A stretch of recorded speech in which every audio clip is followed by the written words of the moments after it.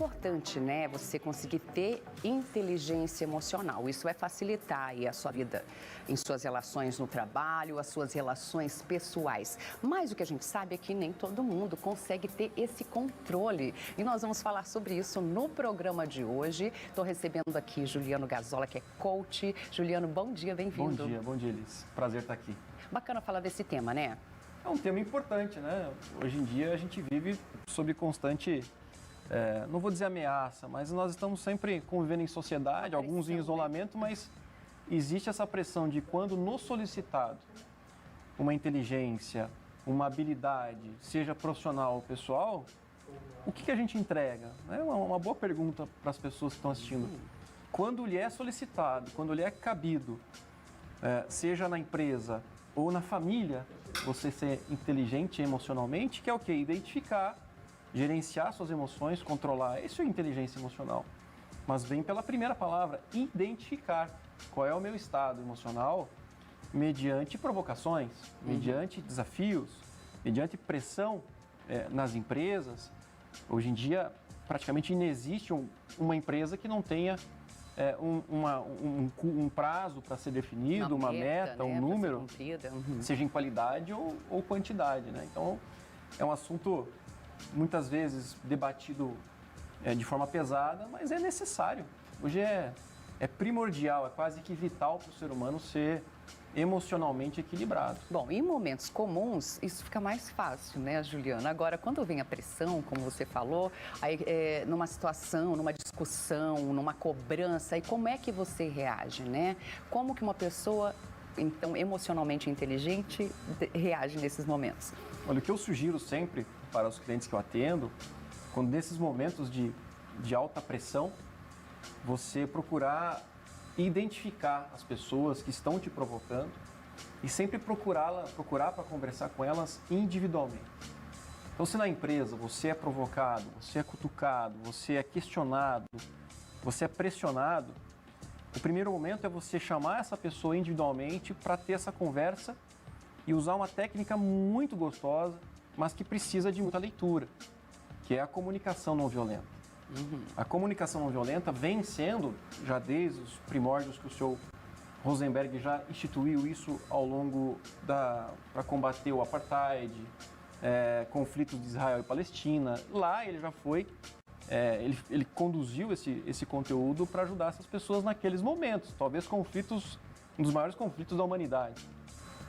E a comunicação não violenta ajuda você a colocar e expressar para quem está te agredindo do porquê daquilo. Então, se eu fosse você, começaria a pesquisar sobre comunicação não violenta, que tem 4 passos, né? Os 4 passos são a percepção, ou seja, dizer para a pessoa, olha, eu percebo que você está chateado comigo. Incomodado, e aí você fala a segunda etapa, que é o sentimento.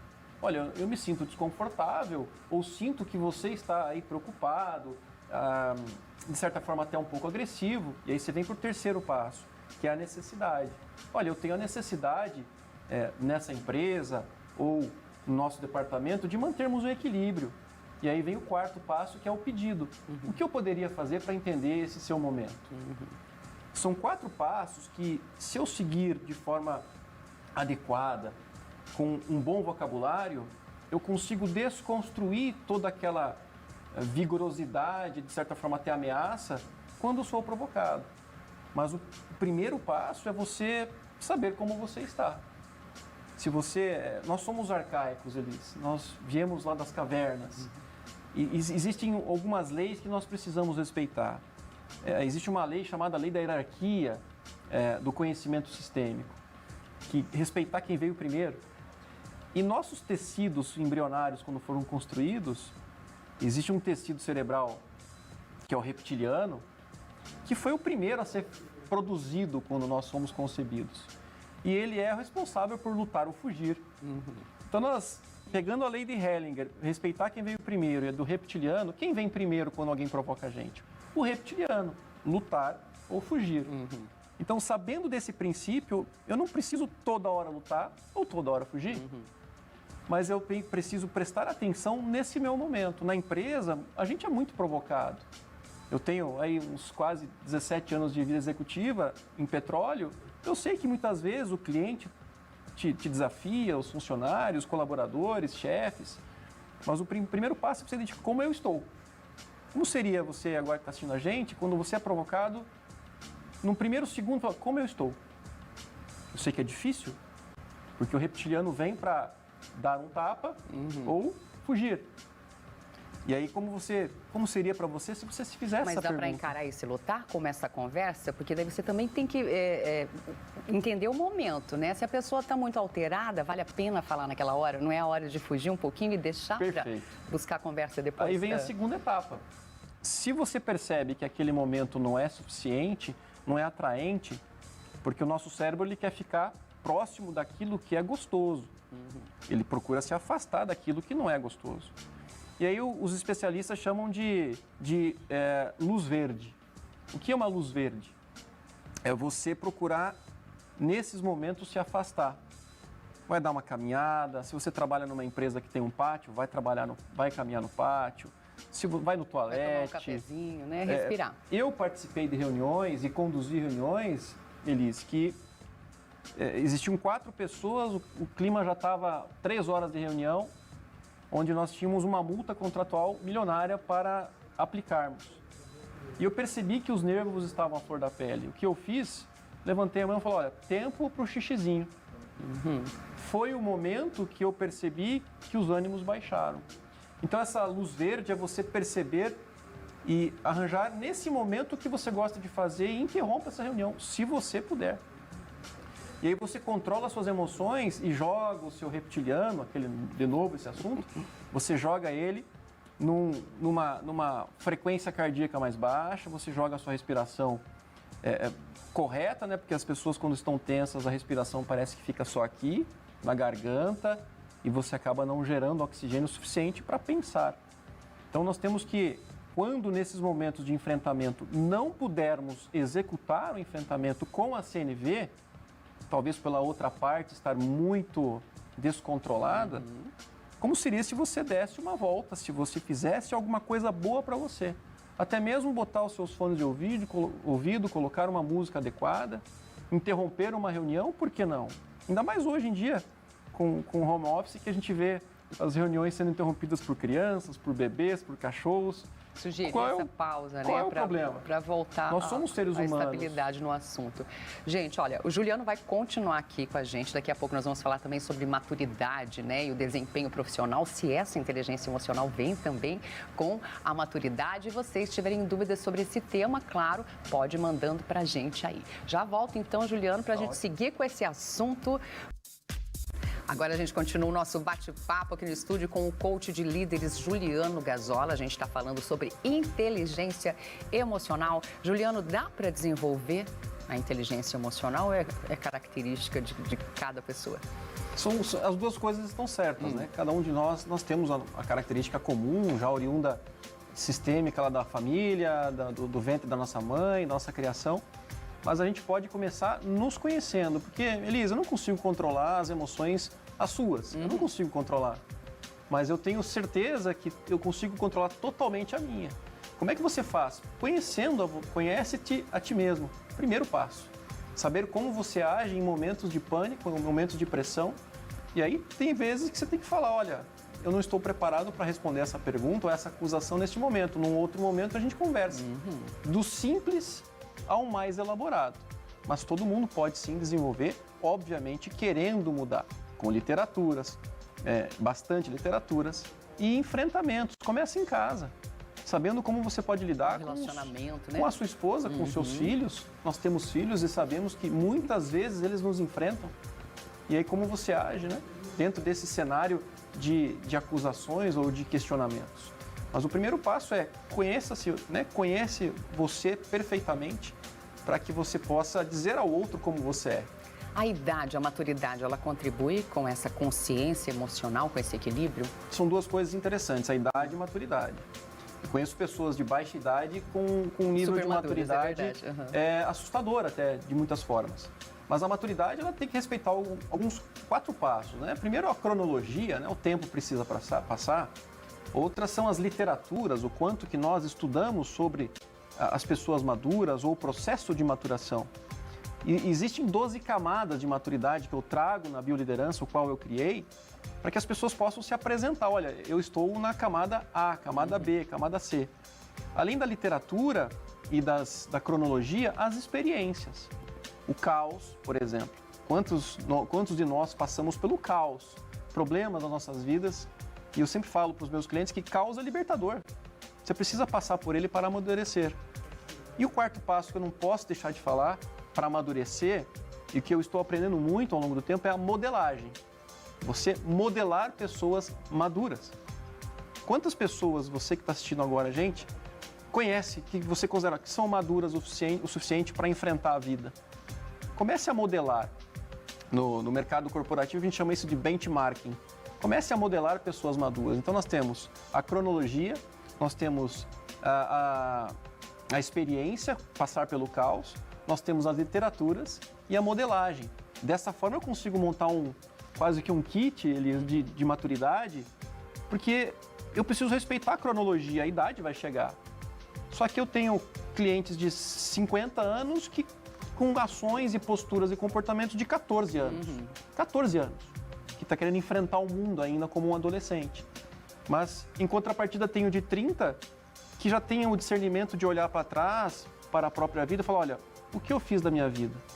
O que eu estou fazendo dela? A pessoa que tem inteligência emocional, ela se observa mais, ela observa mais os outros também e o contexto. Julga a si mesmo.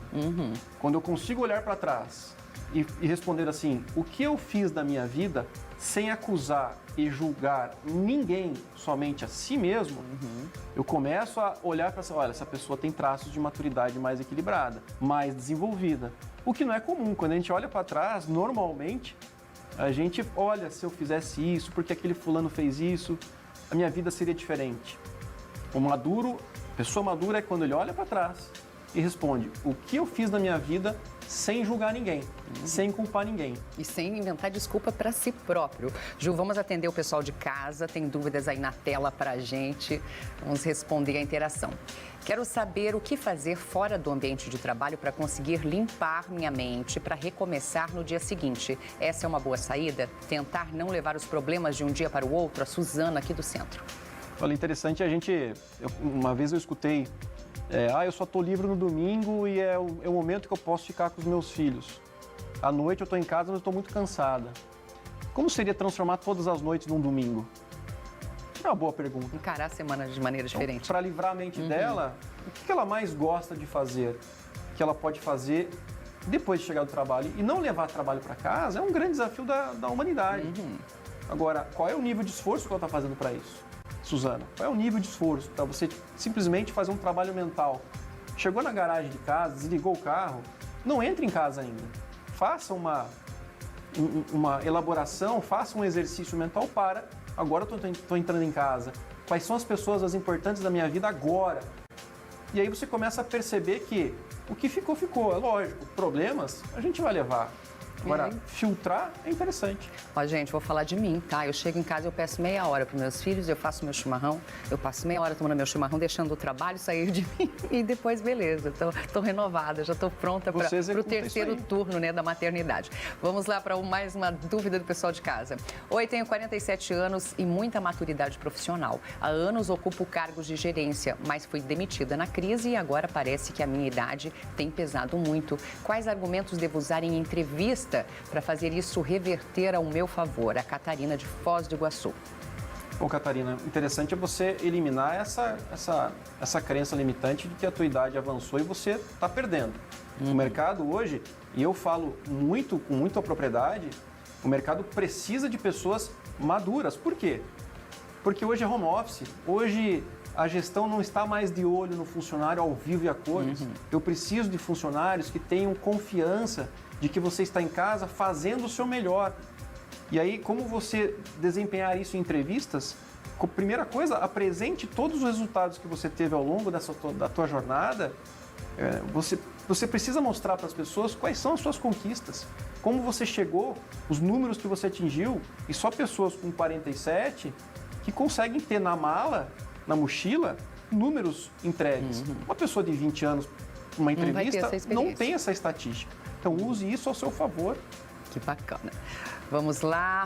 Participações pelo 991-170028. Bom dia. Quero saber do Juliano. Há anos trabalhei numa empresa muito boa e acabei sendo demitido, porque na época não estava na função que eu queria. Agora, depois de amadurecer bastante, surgiu uma vaga nessa empresa para a função que eu quero. Como devo abordar meus antigos chefes dizendo que quero voltar? O Felipe de Juvinópolis. Abraço aí para Juvinópolis. É interessante, um abraço aí para a cidade vizinha, mas quem vive, né, o passado, se a gente olhar para trás, a gente vira pedra, como dizia um texto bíblico. O primeiro cenário, se a vaga existe, a pergunta que eu faço para ele é como ele saiu. Se ele saiu com as portas abertas, se existe um acesso a você, por que não? Existe uma coisa chamada humildade. E dizer, olha, naquele momento eu não estava preparado, mas agora seria interessante você bater no peito e dizer, agora eu quero, agora eu estou preparado, me sinto confiante, que vocês não vão se arrepender de, obviamente, abrir essa oportunidade, não para entrar, mas para competir pela vaga. Porque eu tenho certeza que ele irá competir com outras pessoas pela vaga que agora está sendo ofertada. E é interessante você ter candidatos que falam, olha, me coloca na lista para competir que eu estou preparado. E se ele saiu de boa, ele tem a vantagem, porque ele já é conhecido, né? Agora, desse se o diretor, contrário, né, ele vai ter um nível de dificuldade maior para conseguir essa entrevista. Mas dá para tentar igual, né, Juliano? Vai lá, força, amigo. Boa sorte. Vamos para a última pergunta do pessoal de casa. Oi, eu sofri muito na empresa que eu trabalhava antes com perseguições de uma chefe. Hoje eu trabalho em outro lugar, mas tenho pânico de passar pela mesma situação. Então não me aproximo das pessoas do meu trabalho. Como posso lidar com isso? Ela tem um trauma aí, né, referente a essa situação. O interessante seria fazer uma terapia craniana para lembrar dela desse momento e apagar essa memória emocional desses enfrentamentos com o antigo gestor. Mas lembre-se que a fobia social, o ter medo desses enfrentamentos, vão limitar ela em termos de avanços de carreira. É preciso se aproximar das pessoas. É preciso você enfrentar. Porque tem uma expressão que é clara para mim.